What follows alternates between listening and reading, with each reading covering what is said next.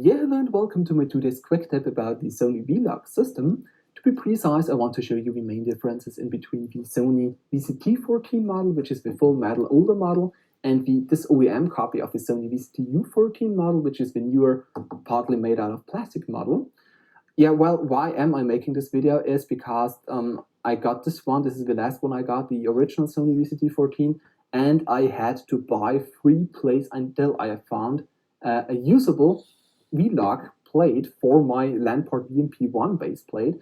And at this point, I really can want to mention that this original vct14 plate is the best choice for a Landport VMP1.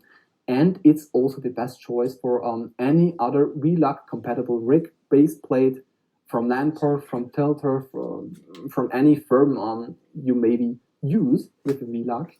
But let's get back to this comparison, as said already. Yeah, the vct14 is in overall quality way better because it's full made out of metal. It also has the better threads, by the way, at the bottom, because the threads are evenly starting with the enclosure.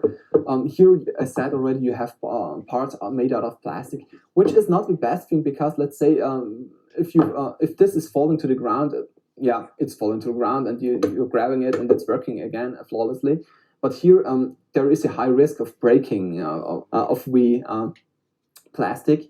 And yeah, the problem is also at the bottom here with the threads. As you can see, here you also have a metal base plate, but the huge problem is the thread. First, the thread quality. The threads are have a way less quality than compared to the vct14 threads here.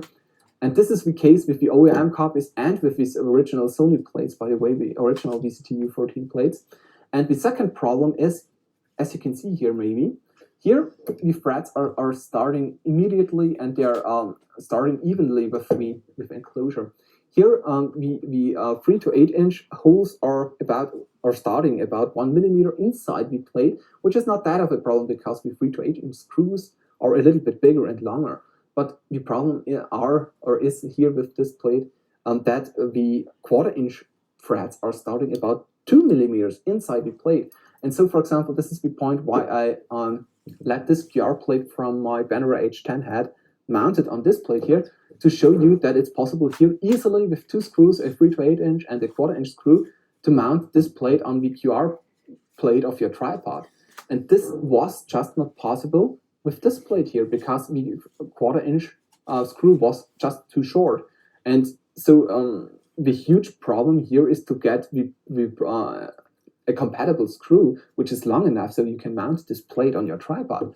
And yeah, what's the use of a VCT plate or of a vctu14 plate if you don't if it's not usable on your tripod, or you can only mount it with 1 screw, which is not the best option if you're using bigger cameras, by the way. Okay, this is a huge difference, and this is one of the points, or one of the main points why I got this one. The second one, and this is not a problem with the VMP1 because you don't use the back part, but the huge pro of the vct14 is this spring-loaded back lock here.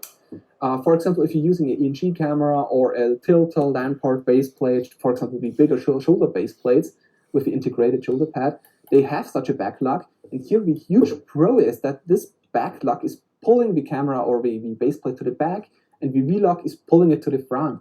And so the system is really, really stiff inside, or let's say mounted onto this vct14 plate.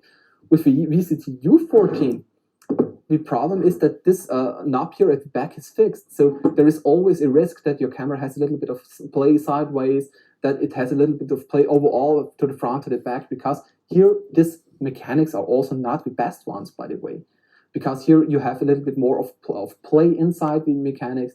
Also the V-Log shape here, or the V shape here, is a little bit too big with this one here, which is funny because here, yeah, the VMP1 is way stiffer inside the vct14 lock. But not only the front mechanics are a problem, also this mechanics here are problematic because, as you can see, normally it's locked. For example, here it's locked with this red knob. You have to pull it to the back, and then you can unlock your camera or base plate. But here, first, this safety knob here is way too stiff to operate, and secondly, as you can see here, it's not helping at all, because as you can see here now, there is too much play inside this knob here, this unlock lever here, and so the red one is going over this safety area here, and so the unlock pin is more or less useless. I don't know if this is only the problem with this model here, so don't think that this is a problem with a new Sony vct14 original base plate, but I want to mention it here because especially many people are buying the cheaper OEM copies, and this is, by the way, to mention it again, an OEM copy of the vct14 base plate, but I want to mention it. Another very huge problem or annoying point, let's say it that way, is that the coating here at the front is really crap. I used this plate about 6 or 8 times or so until I got this one here, and now I'm using this one.